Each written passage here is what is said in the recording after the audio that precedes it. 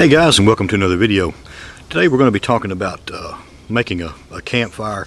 I know I've got some friends of mine that have expressed to me that they've had trouble making fire without the help of gasoline or something like that, and that's it's a lot of people. And hey, if that's what it takes to get your fire going, do what you got to do. But I'm going to try to do a series of videos going through the steps from tinder bundle all the way to ignition and kind of explain as best I can, not really the science because I'm not a scientific guy, but just kind of explain the process to you as best I can. Today we're just going to be talking about making the bird's nest or the tinder bundle. We're going to try to use some inner bark of a cedar.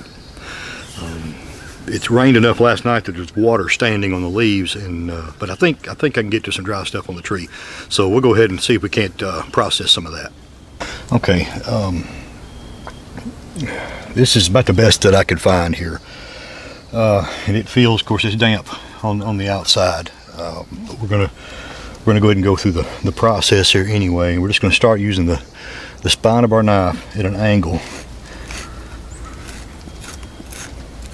Start scraping down, try to catch what you can of it. I really ought to be wearing gloves here, but I hope I'm getting all this. Try to catch it as you get it off the tree. I'm just going to stick this stuff in my pocket so I don't lose any of it. You'll lose some of it, but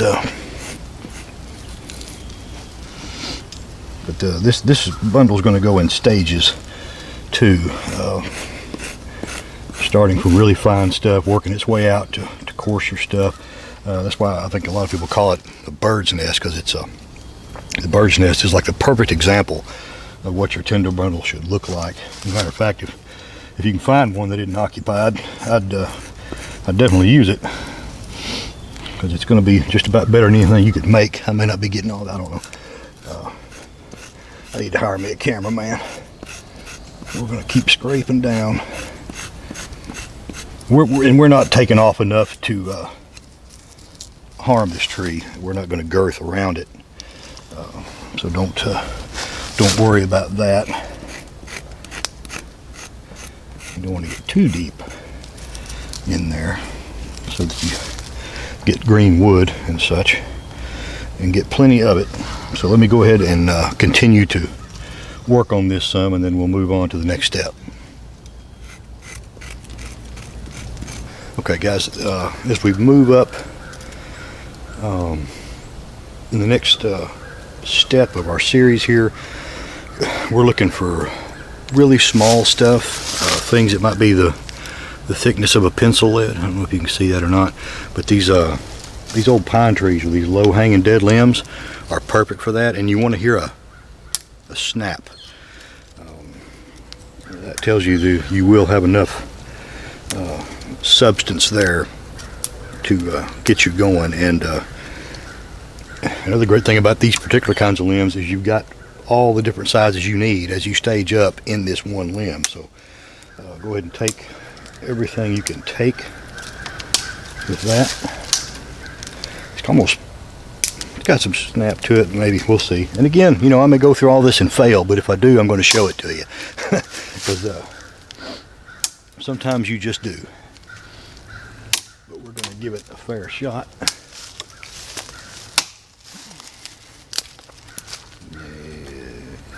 Maybe that felt kind of rotten, but it's probably got enough pitch in it to make up for it.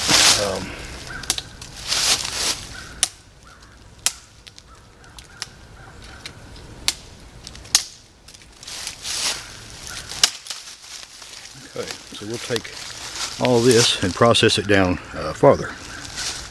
Okay guys, this kind of stuff is what you're going to be looking for your next step.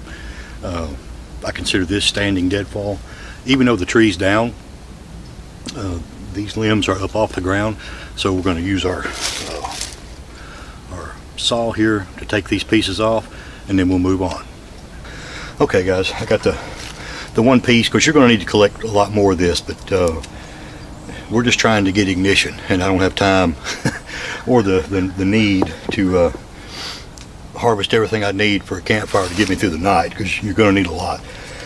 What I like to do with pieces like this, while it is solid in the center, it's got some pithy stuff on it. You have the option, you could save some of those pieces to make char cloth, I think, or charred punk wood, and I think I'll do that with those sometime. But I like to knock that stuff off of there.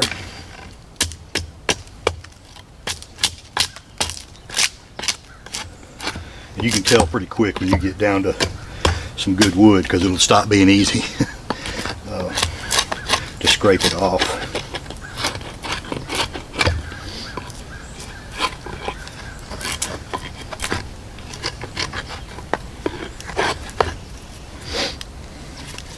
That's about as good as we're going to do. Save. Well, now just save those pieces there. Throw them down over there. And you can't see it here, but I've got a little nylon tarp laid on the ground. I'm putting all this stuff on as I process it, because again, I don't know if you can see. You know, it rained here during the night, so the ground is very wet. A lot of this stuff that I'm working with here is damp, so we'll just do the best we can. Now, the reason we're going for bigger stuff like this on the next step is we know that the outside of it's probably going to be damp, so we need to get down into, move back here a little, and this is how I like to do this. Some people can do it, I'll try it that way. Some people hold the axe and the wood separately. A lot of times it seems like I have trouble with the axe coming off the wood, but I'll try it here. Okay, well, I lied. So we busted that down, and I can automatically, immediately feel that what's down inside here is pretty dry stuff. So we'll go another step here, as many as we need to.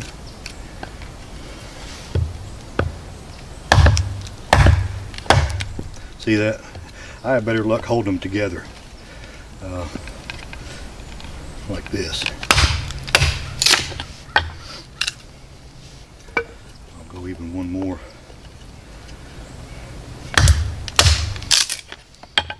And always strike on the, like this doesn't have to be a stump, it can be a log that's laying on the ground, but you don't want to strike your work flat like that. You always want to hit it on an angle of something.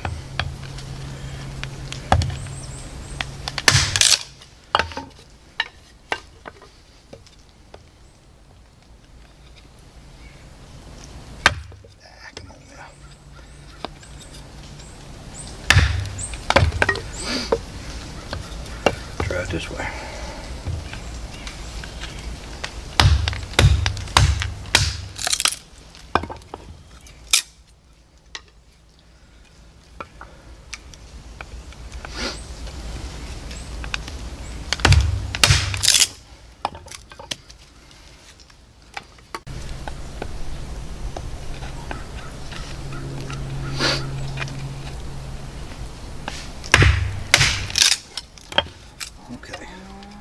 We're going to go with that. I'll leave these two pieces, larger pieces. I don't know if I'll get a fire hot enough to burn them or not, just for the purposes of the video.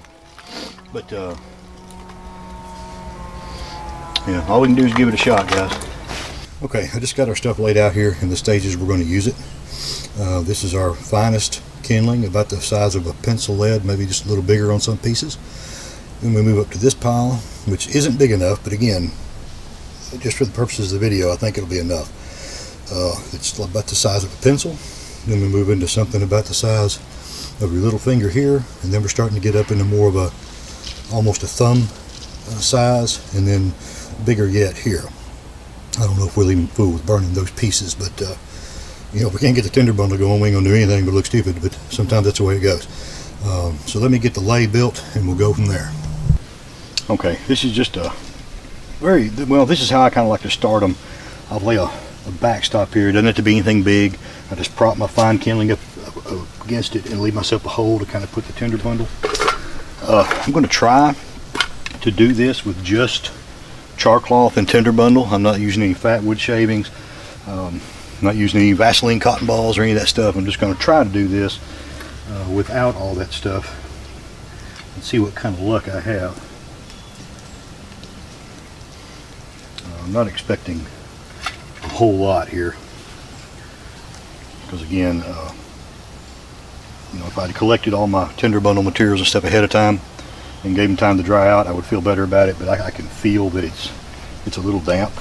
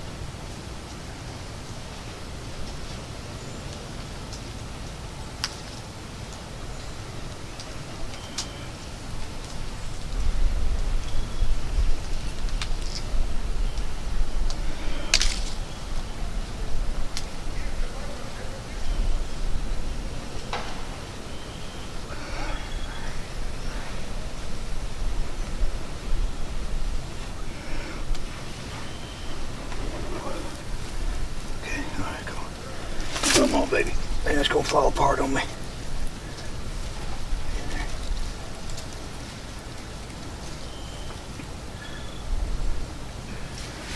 Hopefully that'll, as that burns, it'll continue to dry out.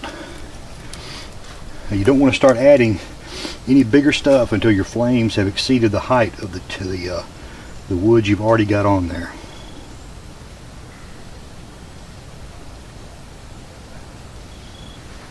Come on, baby.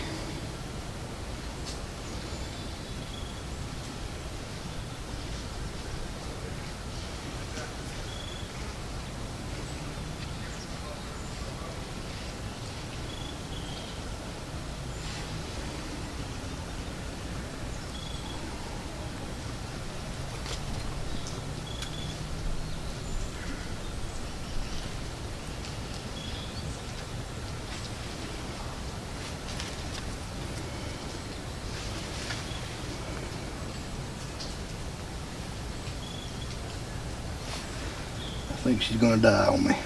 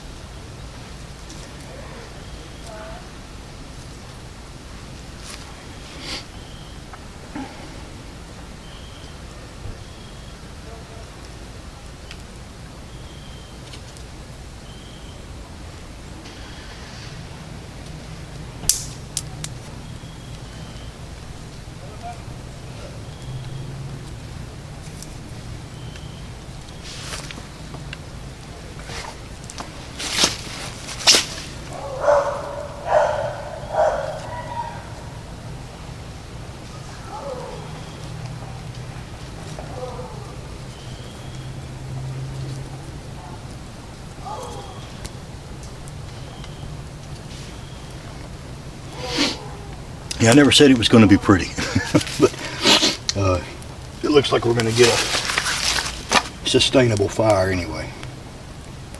I just don't want to rush it. Put my kit back together here.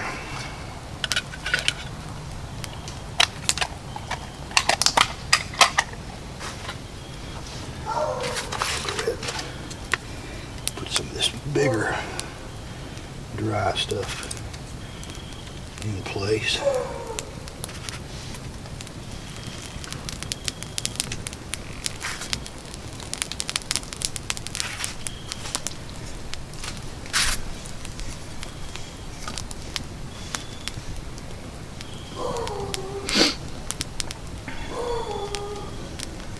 Wish my dogs would hush.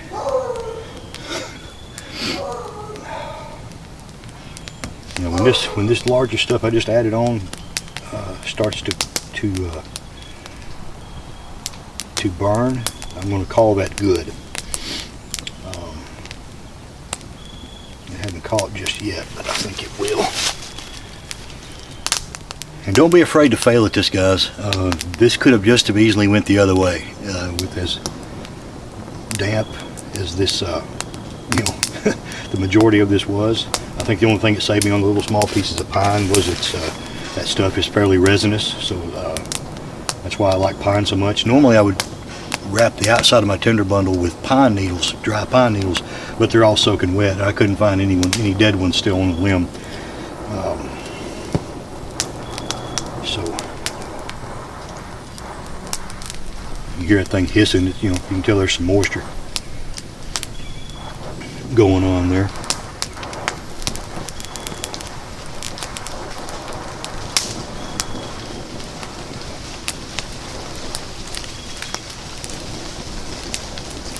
Oh, it's going to start to rain there for a second.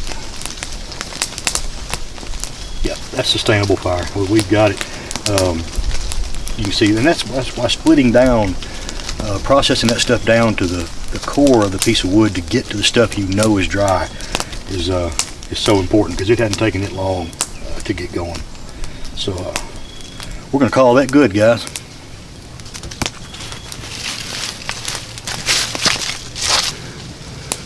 Okay, guys, just a quick video. Initially, if you'll notice, when I started the video, I said it was going to be a several parter, and I changed my mind on that. It was easier, just once I started going, it was easier just to keep going and collecting all this stuff and processing it down. So I just made it into one video. But you can see that's a very sustainable fire, and now we can you know, start going to even bigger stuff here.